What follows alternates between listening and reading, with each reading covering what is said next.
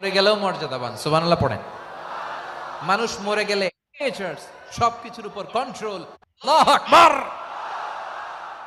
আদমের মর্যাদা বেশি। ভ্রমণ শুরু করে জানো 20 কোটি শুক্রাণু। হারার জন্য তোমার জন্মই হয় নাই, তোমার জন্ম হয়েছে জিতার জন্য, বিজয়ের জন্য তোমার জন্ম। মানুষের শুরুটাই হয় বিজয় দিয়ে। যশোর, আওয়াজ করে বলো, মানুষের শুরু হয় কি দিয়ে? আমরা যখন আমার পিতার পৃষ্ঠদেশে ছিলাম, পিতার পৃষ্ঠদেশ থেকে শুক্রাণু যখন মায়ের গর্ভদেশে যেয়ে পড়ে, কতটা শুক্রাণু ভ্রমণ শুরু করে জানো? 20 কোটি শুক্রাণু। একবার সিমেন আউট হলে সেখানে 20 কোটি শুক্রাণু থাকে, ভ্রমণ শুরু করে। ওই 20 কোটি শুক্রাণুর মধ্যে থেকে তুমি আমি আজকে এক বিকশিত শুক্রাণু মানব রূপে পৃথিবীতে এসেছি, সুবহানাল্লাহ। ওই 20 কোটি শুক্রাণুর প্রতিযোগিতায় সবাইরে পেছনে ফেলে সেদিন আমি সফল হয়েছিলাম, সেদিন আমি বিজয়ী হয়েছিলাম। সেদিন আমি এত ছোট ছিলাম, মাইক্রোস্কোপ দিয়েও আমার অস্তিত্ব পাওয়া যায়। আমি এত তুচ্ছ ছিলাম, নগণ্য ছিলাম, আমার কান ছিল না, আমার চোখ ছিল না, আমার হাত ছিল না, আমার জন্য রিকমেন্ডেশন করার মতো মামু ছিল না, খালা ছিল না, কেউ ছিল না। তারপরেও ওই প্রতিযোগিতায়, ওই কম্পিটিশনে যখন আমারে কেউ হারাতে পারে নাই, আল্লাহর জমিনেও আমারে কেউ হারাতে পারে না। হারার জন্য তোমার জন্মই হয় নাই, তুমি আসছোই জিতার জন্য, সুবহানাল্লাহ। বিশ্বনবী বলেন, আন-নাসু মাআদিন কামাআদিনিয যাহাবি ওয়াল ফিদ্দা খিয়ারুহুম ফিল জাহিলিয়াতি খিয়ারুহুম ফিল ইসলাম। Peoples are like mines of gold and silver. সোনার খনি, রূপার খনি, এর চেয়ে বড় খনি হচ্ছে এই মানব সম্পদের খনি। আওয়াজ করে বলেন আল্লাহু আকবার। আল্লাহ তাআলা এই সম্পদ আমাদেরকে দিয়েছে। বিশ্বনবী বলেন, মানুষ হচ্ছে খনির মতো। খিয়ারুহুম ফিল জাহিলিয়াতি খিয়ারুহুম ফিল ইসলাম। জাহিলি যুগে যারা সেরা, ইসলামেও তারা সেরা। ইদা ফাকুহু, যদি তারা বুঝবান হয় তাহলে তাদেরকে সেরা বানায় দিবে কে? তাহলে মানুষের চেয়ে সেরা কেউ হতে পারে? মানুষের চেয়ে অনন্য কেউ হতে পারে? মানুষকে কেউ হারাতে পারে? আওয়াজ করে বলো, তোমাকে কেউ হারাতে পারবে? এই সাহস জাগছে আজকের আলোচনা থেকে। আমি তুমি অনন্য, আমাকে তোমাকে হারায় দেওয়া এত সহজ না, ঠিক কি না? একটা কথা জীবনের সাথে সেট করে নিতে হবে, আমি জিতি নয় শিখি, আমি কখনো হারি না। জীবনের সাথে সেট করে নাও, জেনজি অফ যশোর, আমি কখনো হারি না, আমি হয় জিতি নয় শিখি। চিল্লায় বলো ঠিক কি না? তাকবীর পড়ো, লিল্লাহি তাকবীর। তাহলে বিশ্বনবী বলেন, নাসু মাআদিন, মানুষ হচ্ছে খনি। এই ধাক্কা ধাক্কি, আমি জানি এগুলো ভালোবাসার ধাক্কা ধাক্কি, এজন্য আমি সহ্য করে নেই। এগুলো যে ভালোবাসার ধাক্কা ধাক্কি, এটা আমরা বুঝি। পৃথিবীর কোন আইন, সিকিউরিটি প্রটোকল দিয়ে এটা মানানো যাবে না, কারণ এটা তো ভালোবাসা, লাভ। লাভ কোন আইন কানুন দিয়ে বাধা যায় না, মানানো যায় না, ঠিক কিনা বলো?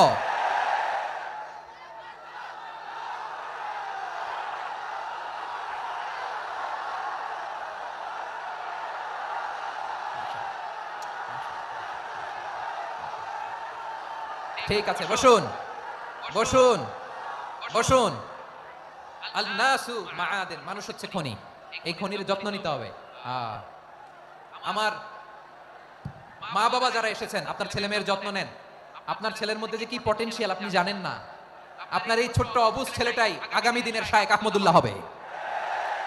আপনার হেফখানায় পড়া ওই ছোট্ট ছেলেটাই আগামী দিনের আল্লামা মামুনুল হক হবে। আপনার ওই ছেলেটা আমির হামজা হবে, আব্দুল হাই সাইফুল্লাহ হবে। এভাবে বড় বড় আলেম হবে, তারা যুগশ্রেষ্ঠ আলেম হবে। সেই একদিন এই বাংলাদেশের পার্লামেন্টে যে বক্তব্য দিয়ে যশোরের পক্ষে কথা বলবে। আপনি জানেন না, কাউকে ছোট করবেন না, আপনি ওর কনফিডেন্স আপনি কমাবেন না, আপনি কমাতে পারেন না। প্যান্ডেলে আমার যে মা বোনেরা আছেন, ছেলে মেয়েদেরকে কখনো ছোট করে কথা বলবেন না। ও যে কোথায় যাবে আপনি জানেন না, আপনি মা হয়ে তাকে সাহস দিবেন, তার কল্পনার জগৎটাকে সাজাতে তাকে উৎসাহিত করবেন, ঠিক কিনা বলেন? আর আমার প্যান্ডেলের আমার প্রিয় শ্রদ্ধাশীলা মায়েরা বোনেরা, আপনারা তো আরো দামি সম্পদ। বিশ্বনবী বলেন, আর দুনিয়া কুল্লু হামাচা। আল্লাহ আল্লাহ আল্লাহ, বিশ্বনবীর কথার ওজন দেখেন। আর দুনিয়া কুল্লু হামাচা ওয়া খায়রু মাতাঈদ দুনিয়াল মারআতু সালিহা। বিশ্বনবী বলেন, দুনিয়ায় যা দেখো সব আল্লাহর দেওয়া অ্যাসেট, মানে সম্পদ। আর এত অ্যাসেটের ভিড়ে সবচেয়ে শ্রেষ্ঠ সম্পদ হচ্ছে নেককার নারী। সুবহানাল্লাহ। ভাইয়েরা বোনের সাথে খারাপ আচরণ করো না, সন্তান মায়ের সাথে খারাপ আচরণ করো না। আমাদের মায়েরা আমাদের asset, they are our priceless asset. কারণ এই মায়েদের পেটে এসেছে আল্লাহর ওলিরা, এই মায়েদের পেটে এসেছে খান জাহান আলী, এই মায়ের পেটে এসেছে শাহজালাল ইয়ামানি, এই মায়ের পেটে এসেছে আল্লাহর সব নবীরা। নাকি নবীরা আকাশ থেকে ধপ করে জমিনে নেমে আসছে? মায়ের পেটে আসছে। এই মায়ের পেটগুলো খনি। আমার সম্মানিত মায়েরা বোনেরা, নিজেকে ইসলাম দিয়ে সাজান, নিজেকে ইসলাম দিয়ে সাজান, নিজেকে পবিত্র রাখুন, নিজের আব্রু ঈমান ইজ্জতের হেফাজত করুন, কোরআন পড়ুন, সুন্নাহ পড়ুন। আপনি জানেন না আপনার গর্ভে কে আসছে, কোন ক্ষণজন্মা পুরুষকে আল্লাহ তাআলা আপনার গর্ভে পাঠাবে আপনি জানেন না। মায়েরা নিজেদেরকে পবিত্র রাখুন, ইসলাম চর্চা করুন, কোরআন চর্চা করুন, নৈতিকতা দিয়ে নিজেকে সাজান। যশোরের জেনজি, নিজেদেরকে প্রস্তুত রাখো আগামীর বাংলাদেশের জন্য। নৈতিকতা, মোরালিটি, ভ্যালিউজ দিয়ে নিজেকে সাজাও, ইসলাম দিয়ে নিজেকে সাজাও। কারণ আগামীর বাংলাদেশ ইসলামের বাংলাদেশ। বাংলাদেশের আসল পরিচয় ইসলাম। বাংলাদেশের আসল পরিচয় কি? সবাই বলে না। বাংলাদেশের আসল পরিচয় কি? এই ইসলাম নিয়ে আমরা সংসদ ভবন সাজাবো, রাজি আছি না নাই? শেকড় ভুলে যাওয়া যাবে না। আমরা ধাপে ধাপে শরিয়া আইনের দিকে যাবো ইনশাআল্লাহ, কিন্তু জঙ্গিবাদ দিয়ে নয়, কট্টরপন্থা দিয়ে নয়। আমরা ইন্টেলেকচুয়ালি, গ্রাজুয়ালি, ধাপে ধাপে শরিয়া আইনের দিকে মুভ করবো ইনশাআল্লাহ। বলো লিল্লাহি তাকবীর। এদেশের আসল পরিচয় সবাই বলে না, আওয়াজ করে। এদেশের আসল পরিচয়, এদেশে আজান শুনে সূর্য ওঠে শহরে গ্রামে, এদেশে আজান শুনে সূর্য ডোবে সন্ধ্যা নামে, এদেশে সকল কাজে সবাই বলে বিসমিল্লাহ, এদেশে ভালো কিছু দেখে শুনে হাসি মুখে সবাই বলে মাশাআল্লাহ, সুবহানাল্লাহ, সুবহানাল্লাহ, সুবহানাল্লাহ, সুবহানাল্লাহ, সুবহানাল্লাহ, সুবহানাল্লাহ, সুবহানাল্লাহ, সুবহানাল্লাহ। ও নবীন তরুণ তোমার কিসের এত ভয়, জেনে রেখো বাংলাদেশের আসল পরিচয়। বাংলাদেশের আসল পরিচয় ইসলাম। আওয়াজ তুলে বলো, আসল পরিচয় কি? এদেশে পরস্পরে দেখা হলে দেয় সালাম, এদেশে আমজনতার হৃদয় জুড়ে পাক কালাম। ঠিক না? এদেশে বিপদ এলে সর্বজনে সর্বক্ষণে দোয়া পড়ে ইন্না লিল্লাহ, সুবহানাল্লাহ, সুবহানাল্লাহ, সুবহানাল্লাহ, সুবহানাল্লাহ। এদেশে আজান শুনে সূর্য ওঠে শহরে গ্রামে, এদেশে আজান শুনে সূর্য ডোবে সন্ধ্যা নামে, এদেশে সকল কাজে সবাই বলে বিসমিল্লাহ, এদেশে ভালো কিছু দেখে শুনে হাসি মুখে সবাই বলে মাশাআল্লাহ, সুবহানাল্লাহ। আওয়াজ করে সুবহানাল্লাহ, সুবহানাল্লাহ, সুবহানাল্লাহ, সুবহানাল্লাহ। সবাই একসাথে সুবহানাল্লাহ, সুবহানাল্লাহ, সুবহানাল্লাহ, সুবহানাল্লাহ। এদেশের আসল পরিচয় কি? আওয়াজ করে বলতে ভয় লাগে। এদেশের আসল পরিচয় কি? ইসলাম দিয়ে আমাদের সংসদ ভবন চলুক, আমরা চাই কি চাই না? বঙ্গভবনে লা ইলাহা ইল্লাল্লাহর পতাকা উড়ুক, আমরা চাই কি চাই না? প্রতিটি জেলা অফিসে, ডিসি অফিসে লা ইলাহার পতাকা ঝুলুক, আমরা চাই কি চাই না? কারা কারা চাই হাত তুলে আল্লাহর দেখায়।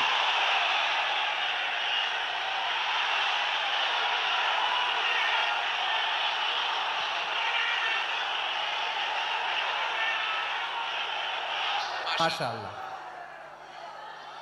যশোর, আওয়াজ করে বলো, ভালো মানুষ না খারাপ মানুষ? বুঝে বলছো তো? মানুষ ভালো হলে যে কত ভালো। এই মানুষকে যত্ন নিলে, মানুষকে মানুষ বানালে যে সে কি হতে পারে শুনবা? হ্যাঁ, নাকি মোনাজাত দিয়ে দিব? শুনবা? থামো, আমি যখন বলবো থামো থামো, তাকবীরের সময় দিলে তাকবীর। থামো থামো। মানুষকে যত্ন নিলে, হ্যাঁ এদিকে এদিকে, ড্রোন নামায় ফেল। হয়েছে, ড্রোনের ফুটেজ হয়ে গেছে, এবার ড্রোন নামায় ফেল। আমার দিকে তাকাও। মানুষকে, তোমরা এদিক সেদিক তাকালে তো গুরুত্বপূর্ণ পয়েন্ট মিস হয়ে যাবে। এদিকে এদিকে, হ্যাঁ মাস ঠিক আছে।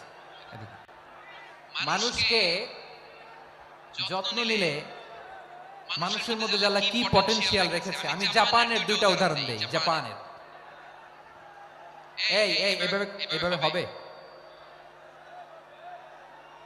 হয় বসো নয় পেছনে। কথা নেই, কথা তো বলাই যাবে না, হারাম কথা বলা। আজকে একেবারে চুপ। আজকের জন্য হারাম করে দিছে আমি কিছু সময়ের জন্য, একেবারে নিষিদ্ধ। জাপানের দুটো উদাহরণ দেই, খেয়াল করে একটু শুনেন, বুঝবেন। আল্লাহ, 2022 সালে জাপানের সাথে জার্মানির খেলা, ফিফা ওয়ার্ল্ড কাপ 2022। এক পক্ষে জাপান, আরেক পক্ষে কোন দেশ? কথা শুনে নাই। এক পক্ষে কোন দেশ, আরেক পক্ষে সবাই। এক পক্ষে, আরেক পক্ষে। ওই খেলায় জিতেছিল জাপান, জিতেছিল 22 সালের ফিফা ওয়ার্ল্ড কাপে জাপান ফুটবল খেলায় জিতে।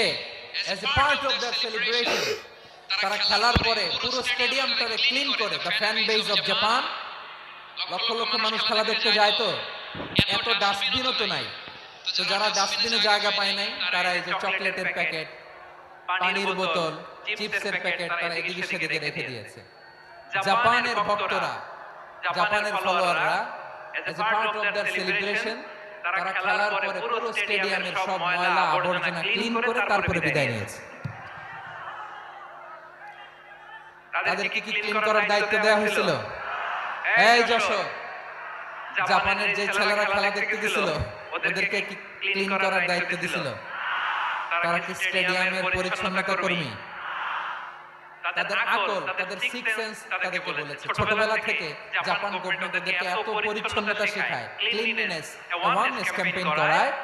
ক্লাসে আমি দেখেছি, ক্লাসে নিজের বেঞ্চ নিজে মুছে, ক্লাসের মাঝখানে একটা সময় দেয়, নিজের টেবিল নিজে মুছে, নিজের ক্লাসরুমটা নিজে পরিষ্কার করে, রাস্তাঘাটে একটা ধুলা নাই, ময়লা নাই, একটা টিস্যু নাই। খেলার পরে গোটা বিশ্বকে তাক লাগিয়ে দিয়েছে। জাপানের ফ্যানরা সবার রেখে যাওয়া গার্বেজ, টিস্যু, বোতল পরিষ্কার করে তারপরে স্টেডিয়াম থেকে বিদায় নিয়েছে। আমরা কেন এমন হতে পারলাম না? আমরা কেন এমন হতে পারলাম না? জাপানের যারা এগুলো করছে ওদের তিনটা করে চোখ না, চোখ তো তিনটা জাপানে লাগে।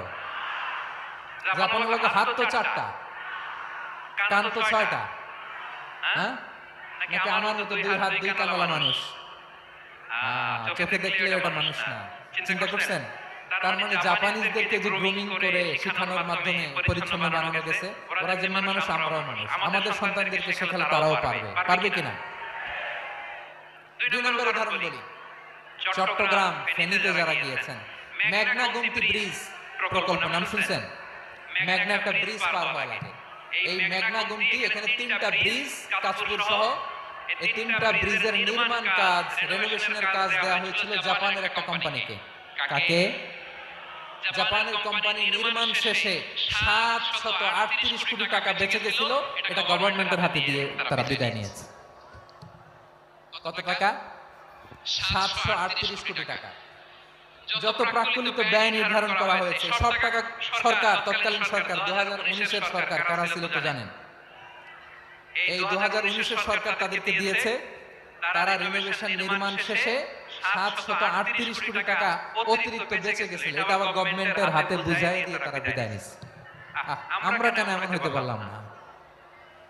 জাপানের ওরাও মানুষ, আমরাও মানুষ, তার মানে মানুষে মানুষে পার্থক্য আছে না নাই? আচ্ছা, জাপানের দুটো উদাহরণ দিলাম, এবার আমার দেশের দুটো উদাহরণ দিব না?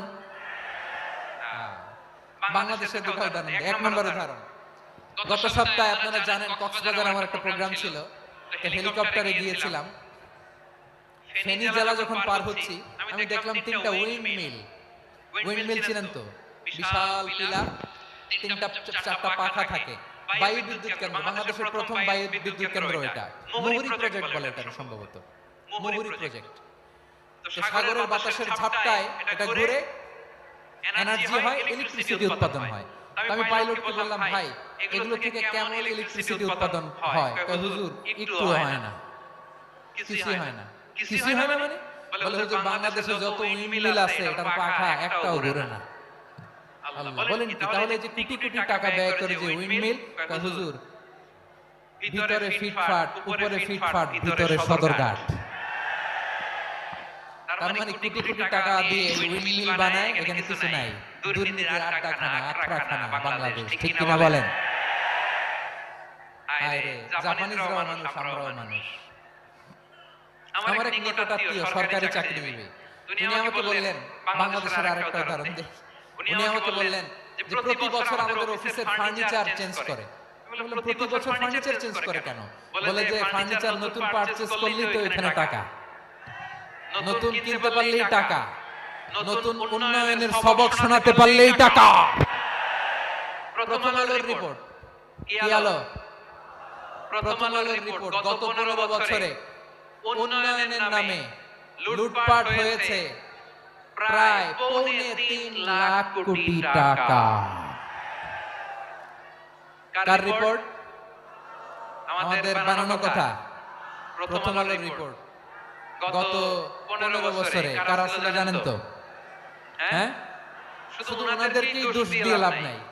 স্বাধীনতার পর থেকে শুধু শাসকের হাত বদল হয়েছে, আমরা কিছু পাই নাই, ঠিক কিনা বলেন? শুধু ওনাদের দোষ দিয়ে কি লাভ? একদল খাইছে আর একদল খাওয়ার জন্য রেডি হয়ে আছে। আমরা এরকম চাই না। আমরা চাই স্বাধীন সার্বভৌম বাংলাদেশ, আমরা চাই দুর্নীতি মুক্ত বাংলাদেশ। আমি নিউজটা যে কতবার বললাম, এটা কি সম্ভব? 3.25 লাখ কোটি টাকা লুটপাট, মানে লুটপাট করতে করতে এদেশের জনগণকে ফুটপাতে বসায় দিচ্ছে। প্রিয় ভাইরা, জাপানের মানুষও মানুষ, আমরাও মানুষ। সিদ্ধান্ত আপনার, কোন মানুষ হবেন, ভালো মানুষ না খারাপ মানুষ? আজকের আলোচনার বিষয় হচ্ছে মানব সম্পদের উন্নয়ন, human resource development. It's a process to increase the capacity of knowledge, skill, capacity of the people of a country. একটা দেশের মানুষের জ্ঞান, তাদের দক্ষতা কি করে বাড়ানো যায়, বাড়িয়ে দেশের উন্নয়ন করানো যায়, এটাই হচ্ছে মানব সম্পদ উন্নয়নের মূল কথা। তাহলে মানব সম্পদ হচ্ছে একটা দেশের সবচাইতে শক্তিশালী পুঁজি। প্রাকৃতিক সম্পদ, খনিজ সম্পদের চেয়েও দামি হচ্ছে মানব সম্পদ। আমার প্রিয় যশোর, প্রাকৃতিক সম্পদ, খনিজ সম্পদের চেয়ে দামি সম্পদ কি সম্পদ? আল্লাহ তাআলা দয়া করে আমাদেরকে এই মানব সম্পদ দিয়েছেন। আসুন আমাদের এই মানুষগুলোকে আমরা সোনার মানুষ বানাই। রাজি আছেন তো সবাই? রাজি আছেন? মানুষ পারে না এমন কোনো কিছু নাই, চাইলে সব পারে। এজন্য মানুষকে তারবিয়া দিতে হবে, যথাযথভাবে তাদেরকে গড়তে হবে। আসুন আমরা সিরাতের আয়নায় বিশ্বনবীর জীবনী থেকে দেখি তিনি কিভাবে হিউম্যান রিসোর্সকে ম্যানেজ করতেন।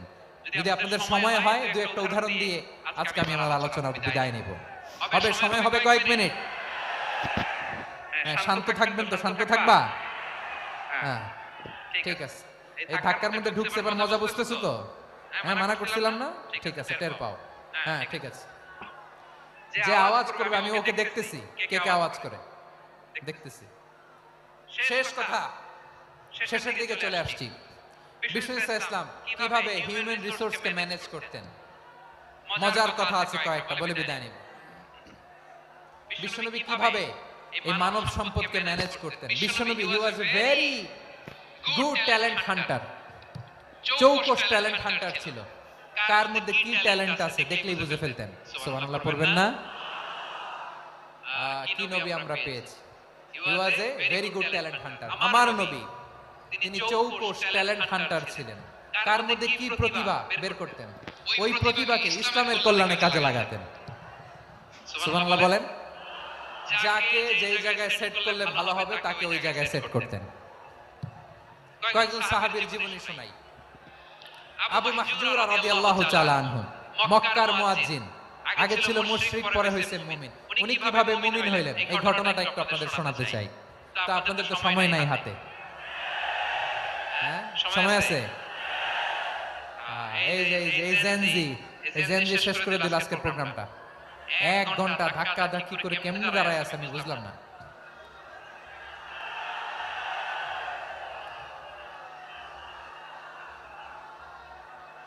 না না, তাকবীর না, তাকবীর না, চুপ করতে হবে।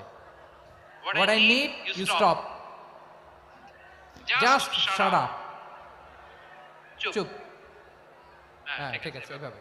আবু মাহজুরা রাদিয়াল্লাহু তাআলা আনহু কিভাবে মুসলিম হলেন আওয়াজ করে শুনেন।